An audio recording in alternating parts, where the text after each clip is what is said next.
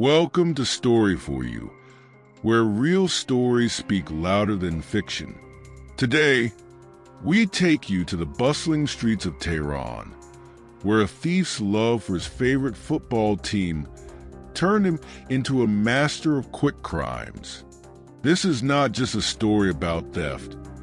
It's a story about obsession, heartbreak, and choices. If you're new here, don't forget to like, subscribe, and share your thoughts. Now, let's step into the heart of Tehran.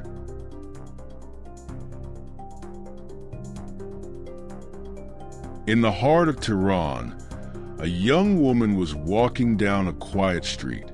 It was one of those calm moments, just her, the breeze, and the sound of her phone conversation. But suddenly, the peace broke. A motorbike roared down the street, getting closer. Before she knew it, her phone was snatched right out of her hand. The thief disappeared into the city as quickly as he appeared. "I didn't even realize what happened," she told the police later. "It was like magic. 1 second, my phone was in my hand, and the next, it was gone." This was no ordinary crime. And the thief? He was no ordinary man. The Tehran police were no strangers to theft. But this case was different. It wasn't just one report, it was dozens. A pattern emerged. A lone motorbike rider, targeting people distracted by their phones. His attacks were fast, precise, and always the same, over in 6 seconds. "Who is this guy?" one officer asked. "How does he do it so quickly?" The city was anxious, but the police were determined. They set out to catch him, and soon they did.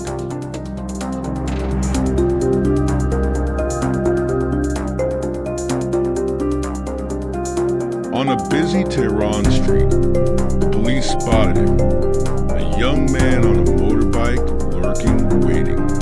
They followed him, and just as he made his next move, they pounced. Caught red-handed, he was taken to the police station. But this wasn't the end of the story. No, this was just the beginning.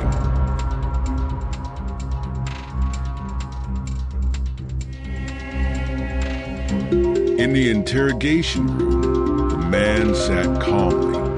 When asked how he stole phones so quickly, he smiled. "I practice," he said. "I love football. My favorite team in Tehran once scored 6 goals in one game. To honor them, I steal in 6 seconds. This wasn't about money, not entirely.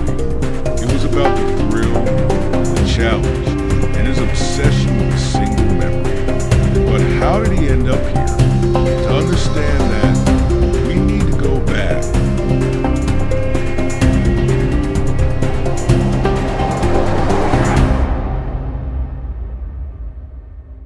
He grew up in the narrow streets of southern Tehran, where life was tough and opportunities were rare. As a child, he didn't steal because he needed to.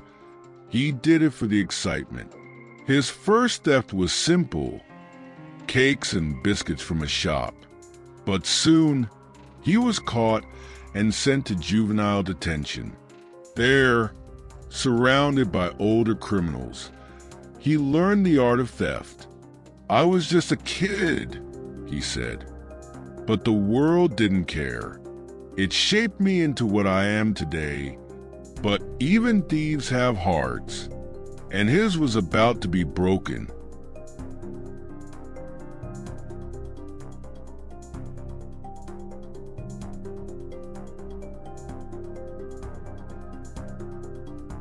Her name was Malaka, and she was his reason to change. They met by chance at a cafe in Tehran, and for the first time, he felt hope. She didn't know about my past," he said. "And when she found out, she begged me to stop, For her, he tried. But before he could turn his life around, Malaka fell seriously ill. Despite his efforts to save her, she passed away. He wasn't even allowed to attend her funeral. With her gone, he lost his anchor. The streets of Tehran welcomed him back, and the 6-second deaths resumed.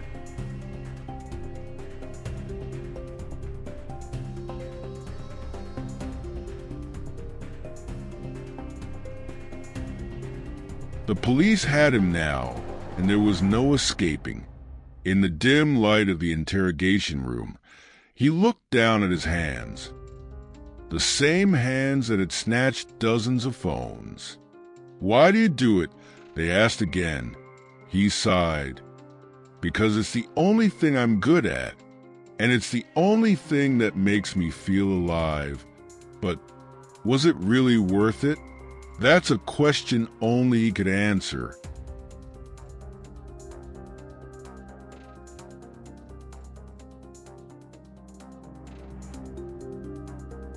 This is more than a story of crime. It's a glimpse into a life shaped by hardship, love, and loss in the vibrant streets of Tehran.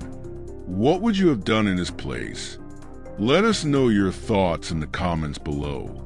Don't forget to subscribe to Story For You for more unforgettable tales from around the world.